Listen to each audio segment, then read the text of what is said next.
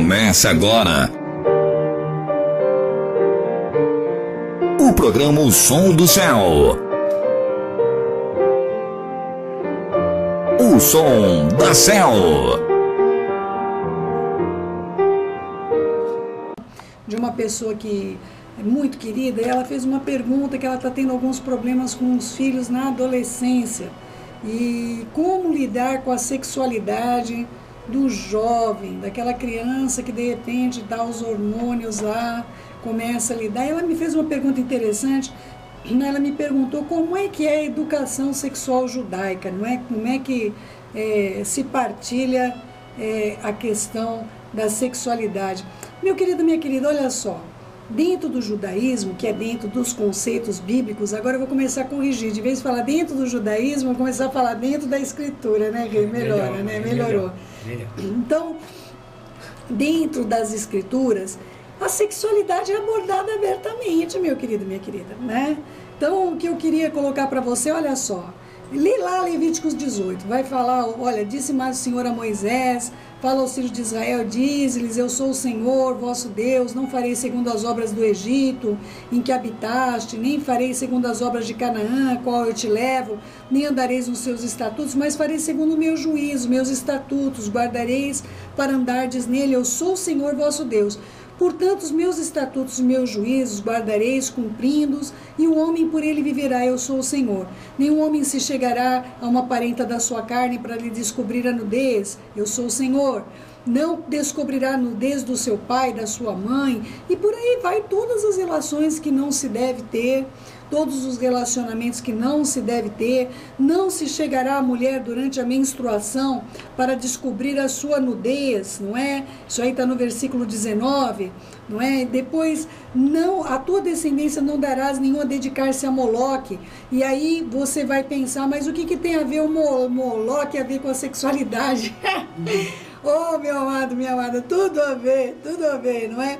É que nem eu falar para você, olha, você vai assistir lá uma novela e não vai falar de sexualidade. O Moloque está associado à perversão sexual, não é? Na sequência que você vai ler sobre Moloque, você vai ler que um homem não deve se deitar como mulher. Aliás, é um dos conceitos de Moloque. E aí o que acontece? A criança criada dentro dessa cultura, dentro desse contexto, ela vai compreender que uma das partes onde ela tende a glorificar o Senhor é por meio da sexualidade, não é? O Renato, que foi criado dentro dos princípios bíblicos, não é? Ele, acho que às vezes você me viu até inconveniente, né, filho? Às vezes eu fui até inconveniente falando de coisa com você. É verdade, porque minha mãe, ela sempre ensinou pra gente, mas foi bem clara, sabe? Bem assim, né, explicando realmente o que estava na palavra, mas com toda clareza, né? E a gente ficava até meio constrangido, né? A gente, até hoje, né? Então, imagina, não um adulto ouvindo da mãe assim com tanta clareza, né? A gente fica meio tímido, meio... A gente até é legal quando ela começa a aconselhar, a gente, tá bom, mãe, chega, mãe, para, mãe. É mais ou menos assim que funciona. É, mas conversar o amigo com o amigo né, Renato? Aí, né, o amigo fala com o amigo, né? Então, é interessante essa, né, tratando dessa área, hoje não existe uma clareza, né? Você vê tantos jovens se perdendo e não existe hoje essa clareza, esse acompanhamento, né, nessa área. Então, me perdoa até o que eu vou falar, mas cria muita hipocrisia dentro da própria igreja. Né, os jovens estão passando por situações nessa área e ele não pode falar, ele não pode se abrir com medo de ser julgado, ou ele vai ser julgado, porque ele não está sendo compreendido, né? Então muitas vezes você vai pegar um cristão falando, não podemos falar dessa coisa, essas coisas não é de Deus. Mas gente, a pessoa está passando por isso, não, vamos orar. E fica nisso, vamos orar, e aí o jovem se perde, né? Então cria-se um tabu a qual você não pode falar, você não pode se expor, você não pode pedir ajuda.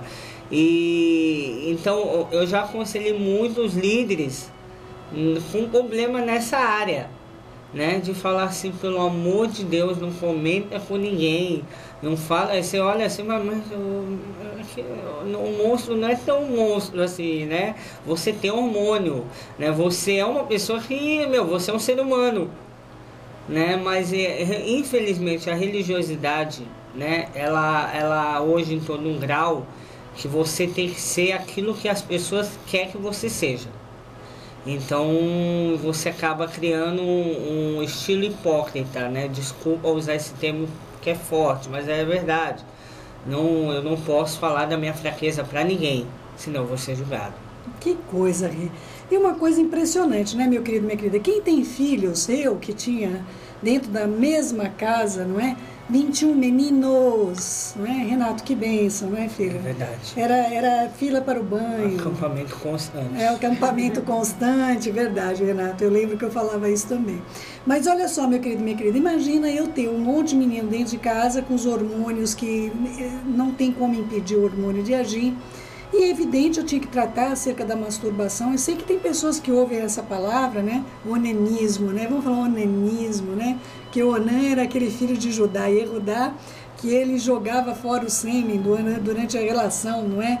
Para que não gerasse filho para o irmão. Aí se tornou esse termo, onanismo, de vez em falar masturbação.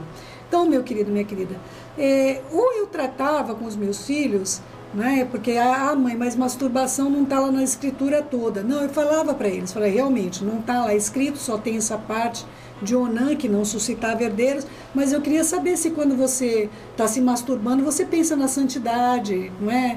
Você pensa nas escrituras, não é? O que você está pensando para você se masturbar? Aí eles se convenciam que provavelmente eles estavam pensando na revista da banca de jornal que eles tinham visto, porque não estava em casa, não é?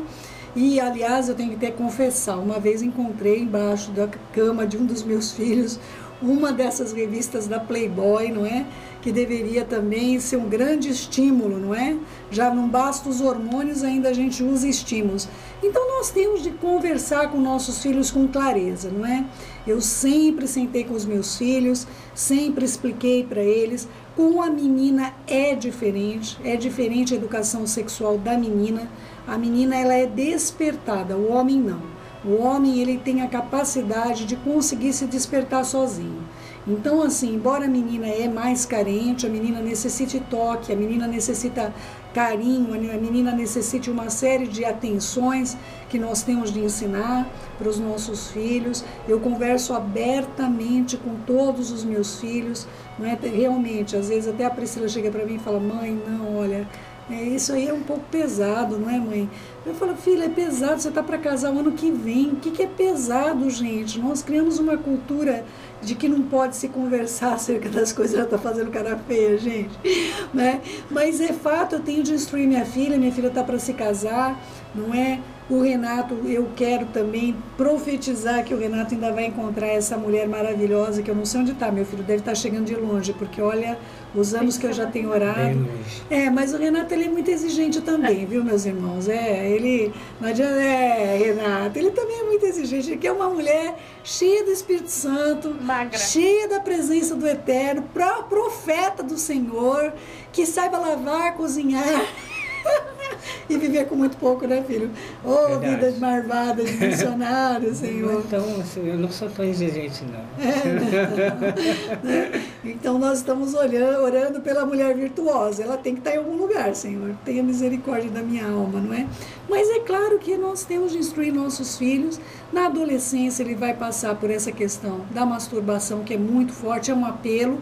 Os amigos na escola vão perguntar quantas vezes ele se masturbou por dia. Se ele não disser um número considerável, não é?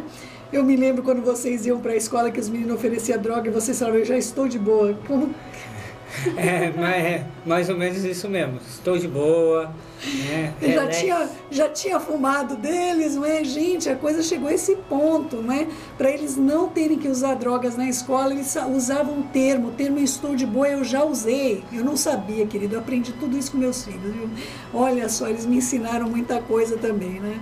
Então, assim, essa coisa é um apelo muito grande, principalmente para o homem, não é? O menino vai ser incentivado pelos amigos à masturbação.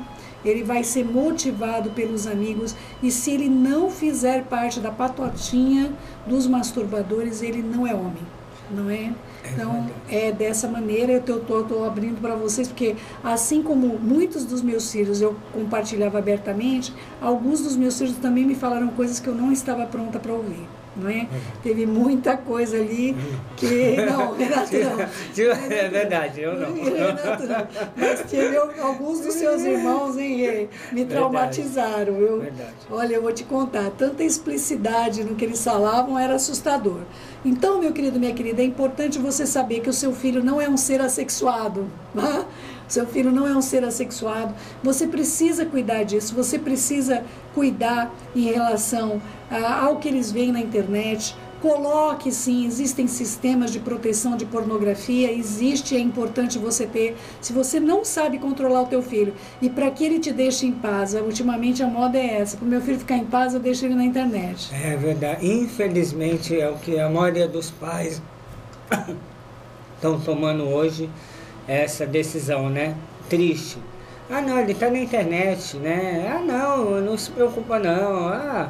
E é interessante, né, tocar nesse assunto, porque quem lidar na área de aconselhamento, né, uma coisa que foi falada aqui que é muito interessante. Se o pai e a mãe não aconselham os filhos, não se preocupa que outra pessoa vai aconselhar. Isso é sem dúvida, né?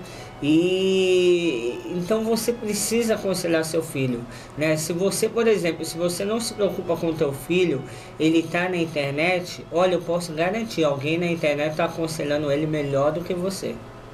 É, meu querido, na verdade aconselhar melhor não quer dizer que está aconselhando bem, não é? Ele vai estar ali aconselhando, e é como eu sempre digo para você, meu querido e minha querida, sempre vai acontecer uma situação onde ele vai se sentir querido, vai se sentir amado, protegido, vai sentir... o traficante está sempre feliz, não é? O traficante nunca está de mau humor, o traficante sempre tem tempo, sabia? O traficante sempre tem tempo. Não é? Então, meu querido e minha querida, nós temos de conversar com nossos filhos, sim, é assim que as escrituras dizem, e é assim que nós temos de nos conduzir, meu amado, minha amada. Converse, não tem condições, céu, de fazer isso. Existem muitas maneiras de você tratar com seus filhos, existem livros especializados na educação sexual. Livros que eu estou falando são livros de pessoas do Senhor. A Cristina Poli lançou também agora um livro maravilhoso. Eu quero ver se eu convido a Cristina para estar aqui. A questão da educação dos filhos é uma das minhas maiores preocupações, meu querido e minha querida. Queria falar um pouquinho de Miriam, rapidinho, para encerrar esse aconselhamento. Lucas 1:34. Então, disse Miriam, Maria, não é? Ao anjo: como será isso? Pois eu não tenho relação com homem algum. Ou seja, quando o mensageiro do Eterno veio falar, olha, você vai ficar grávida, ela tinha plena consciência de como é que as crianças nasciam e que não era por cegonha. Mesmo ela tendo 15 anos aproximadamente nessa época, ela já sabia muito bem que para um homem, para uma mulher gerar um filho, ela precisa ter relação sexual com um homem, não é? E ela falou isso em santidade. Tá bom, meu querido e minha querida? Olha lá, ela chega então para o anjo do Senhor e ela faz uma pergunta sexual. Gente, isso é muito sério, não é? Imagina que o anjo do Senhor aparece e me diz para você, olha, você vai conceber. A primeira preocupação dela, olha, eu sou virgem, eu não tenho relação. Imagina a cabeça de Miriam nesse momento, né, de Maria. Então, meu querido e minha querida, nós temos de ler as escrituras também com o nosso entendimento, para que você compreenda que essa moça, embora tão novinha, ela tinha plena consciência sexual, ela tinha plena consciência da responsabilidade dela como mulher, esposa e mãe. E isso com 15 anos de idade, aproximadamente a idade que ela tinha, não é? Então, querido meu, querida minha, nós precisamos olhar para essas questões de um modo bastante claro, para que nós tenhamos como responder aos nossos filhos. Seja aberto ao teu filho, seja aberto às perguntas que eles têm, e eles vão ficar constrangidos com a gente, eles ficam, viu, meu querido e minha querida? Mas com os amiguinhos, eles não vão mesmo, né?